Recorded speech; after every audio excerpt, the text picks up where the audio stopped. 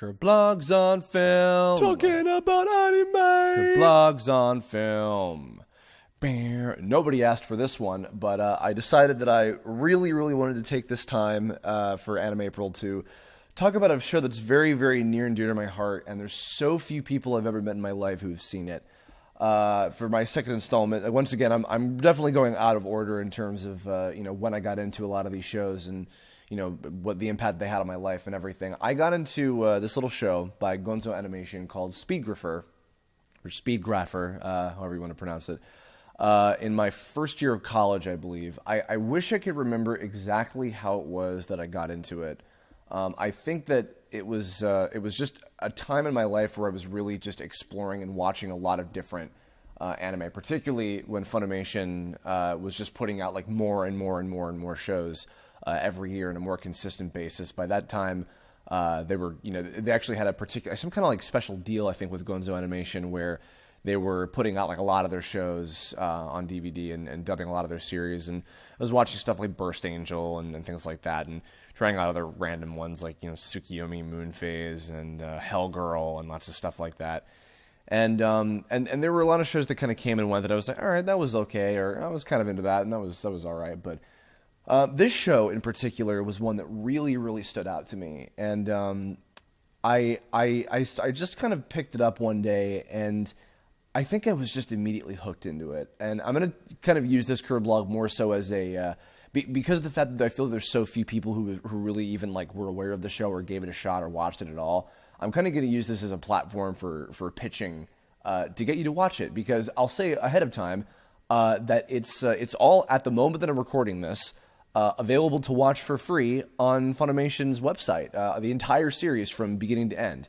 And I would absolutely highly recommend you check it out. It's 26 episodes. It's not a super long series. You can, Netflix style marathon that shit very quickly.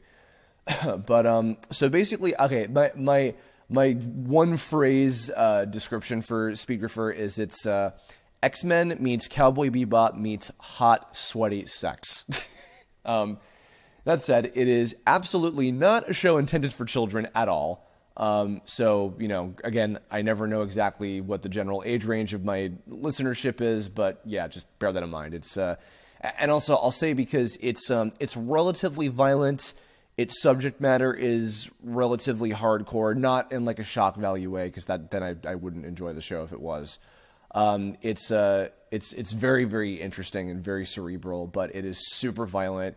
It's got a lot of, uncomfortable, subject material to it. So, if there's certain topics that you're sensitive to or a little squeamish of or whatever, totally understandable. But I really love this series a lot, and I want to give it its proper due. So, Speedgrapher is a show that stars a wartime photographer / detective named Saiga, and he is investigating this case where this underground cult that's run by all of the richest people in the city. I forget where in Japan he is, but they're running this big cult where supposedly people get blessed by this mysterious goddess, and she instills them with supernatural powers that are their desires come to life.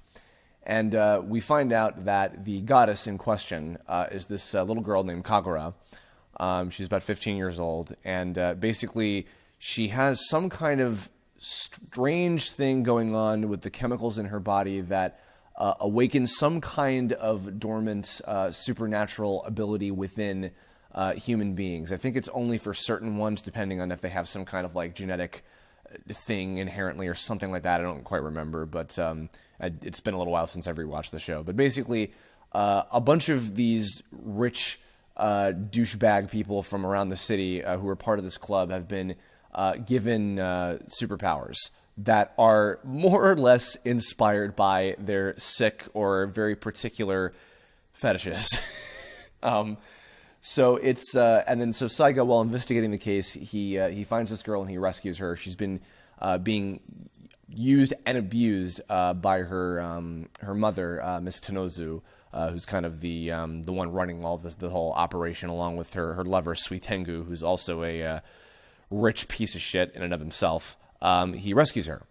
From there on out, the rest of the series is more or less the two of them running away, and Saiga trying to protect Kagura from being kidnapped again and captured and used and abused by her mother and Suitengu and this whole cult to further their own disgusting, selfish purposes. And they develop a very, kind of father-daughter sort of bond. He's kind of like the father figure that she never really had, more or less.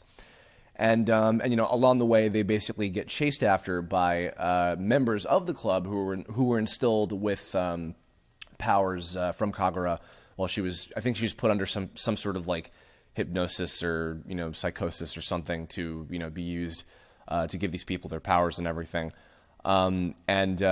So there's characters with, very, I don't want to say gimmicky, but very, very unique and very cool powers. There's a guy, I won't spoil too many of them, but like there's a guy who is a ballet dancer, who, loves the idea of like, stretching and contorting, his body in beautiful shapes and, being very elegant. So he has like, he's a very like fucked up kind of, Mr. Fantastic, or, the stretchy general, mutant character kind of guy. There's a guy who has who is, I believe he's a tattoo artist, and he can create tattoos and then actually bring whatever he tattoos onto himself to life. So he has like weapons and things like that, stuff like that. And then so the main source of defense, more or less, is Saiga was forcibly given a superpower when Kagura was being hypnotized and the cult was like doing something with him in the first episode, more or less. Okay, this is like the first episode stuff, so I'm not hopefully spoiling too much, more or less. But he gets given a superpower through Kagura.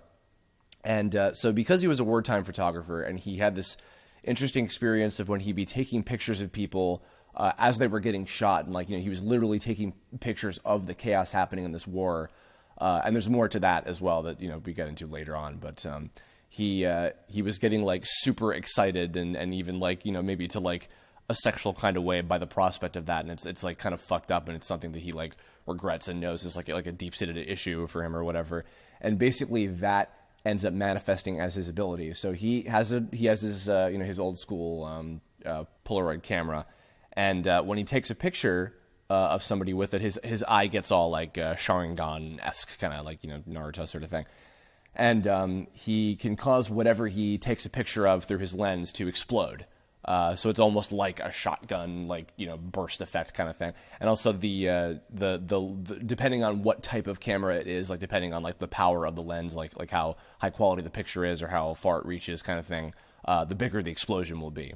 So, so the kind of thing that I really love about the show, it really captured me because, there's plenty of like, action kind of stories like that with lots of cool special powers and things. For one thing, I mean, I am a big sucker for cool special powers, so that was definitely something in the beginning that was like, oh, this is kind of cool, okay, because a lot of the, villains of the week kind of characters were definitely hooking me in the beginning, where it's like, oh, they have like really, really interesting kind of abilities that I've not really think I've seen much of in quite this way before. Even like the stretchy guy, which I mentioned, like the fact that he was like this like very strange, like, eccentric ballet dancer kind of guy. Was like one example, and there's lots and lots of other ones too that it gets cooler and like more interesting than that. But what was really hooking me is this was, I think, around the time when I was really beginning to love the types of stories where it's a very, very small cast of good guys and they feel like the whole world is against them, and it's them versus the world, and not in the Scott Pilgrim sense. It's like Saiga and Kagura have very, very few characters in the entire, in the entire setting of the story that they can trust, if at all. And it's really them just trying as much as possible to escape. And he bonds with this girl, and he really like wants to protect her and like get her to a safe place because he sees all this like shit that she's going through, and she clings to him like a father figure. It's a really, really amazingly powerful relationship between these two characters. Those of you who are big fans of Funimation stuff, Chris Sabat plays Saiga, and Monica Rial plays Kagura, and they're both amazing. The dub in particular was directed by Christopher Bevins, who has done, in my opinion, some of the best dubs that Funimation's done, consistently. Like just about every show he's ever worked on, I've really, really enjoyed the dub work on. It's an amazing cast of people. J. Michael Tatum's in there, Kent Williams, Clarion Harp, a lot of really great actors are all scattered throughout, and lots more. Christopher Ayers also voices Sweet Tengu, the main villain, who is also a very interesting character. We kind of learned a lot more about him, I think the most in depth of the other supporting and antagonistic characters, and as well as Madame Tenozu, who is Kagura's mom, the kind of fun enforcer trio that works underneath the two of them, and again, even like the villain of the week characters like have kind of like an interesting story, like self-contained to each episode about each of them. There's this crazy cop who's just like fixated on Saiga. I can't remember her name, but she's like the super sexy lead action girl police officer who works with Saiga when he becomes a detective. And it's she has an interesting deal kind of with her, an unexpected kind of arc with her throughout the show.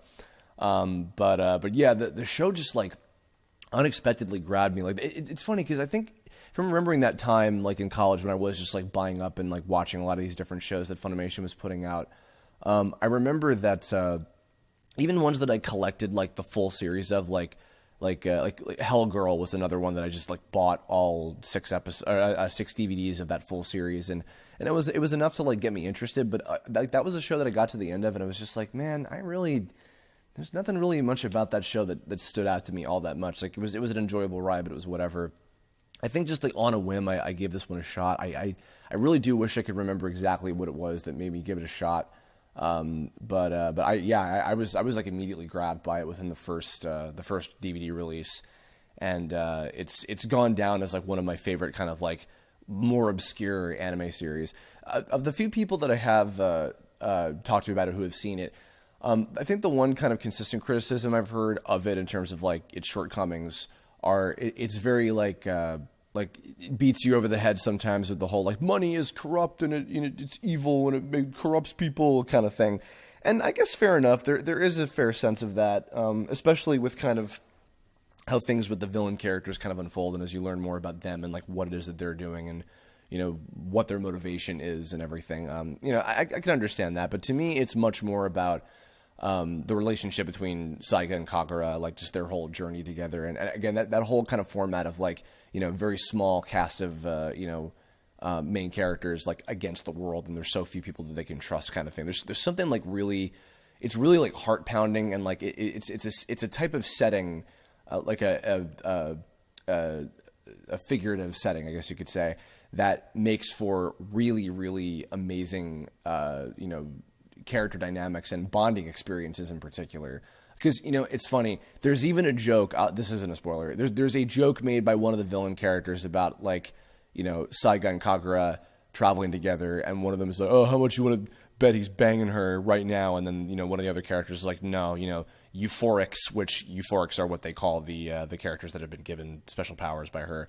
Euphorics need something very particular to get off or something like that. But basically, it's like they're joking like, haha, yeah, it's really easy to make the commentary of like, oh, I bet like they're fucking or whatever. Like, oh, is this like glorifying like, underage relationships or whatever. It does not come off that way at all. Like you have to definitely see it for yourself to get that. Cause I don't know, maybe it is easy for people to look at, here's an, older guy character and then a young, teenage girl character is like, oh, like, wait, the accusations just are like really easy to just go straight to, but it really is genuinely like a father-daughter relationship between Saiga and Kagura. And again, that is the main thing that got me like absolutely into the show, is just the whole shit. They literally go to like to hell and back, more or less. Well, not literally, because there are some anime where you literally do that.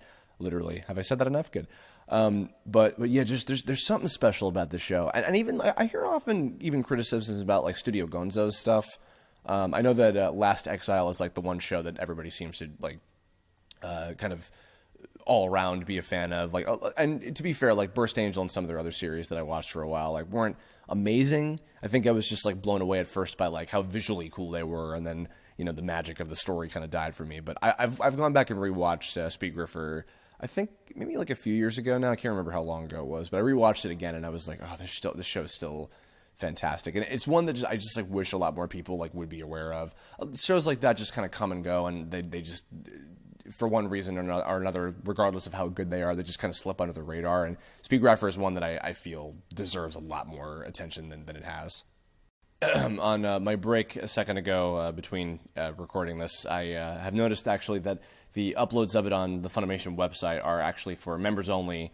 But if you happen to be a member of their service with lots of free streaming anime, I'm basically now turning this into a commercial for them. So you're welcome, Funimation, I guess. Go check it out, or if not, consider it. And also, I think the full series is on a box set. It's relatively cheap. It's got the full 26 episodes on it. I really highly recommend that you watch this show. It is absolutely worth it. There's few shows that I would say please watch it, especially because a lot of the ones that I'm deep into are multiple seasons and go on for a long time. They're very difficult kind of jumping off points, like Dragon Ball and One Piece and a lot of the shonen stuff. But Speedgrapher is relatively digest, and it's when you get into it, I feel like by and large, if you're into the type of stuff that I've just described from this past 15 minutes or so, you're gonna get hooked pretty quickly. You'll see hopefully what I see in this show and why it's been so endearing to me. It ended up being a relatively big inspiration too. I think more than even I would have expected. Where it's just ideas of wanting to get a little bit more inventive with with utilizing superpowers and exactly how you frame a bonding experience between different characters and depending on what the stakes are and what the situation that they're in, how much pressure there is and everything. It ended up being a really meaningful kind of show, and it's the reason why it.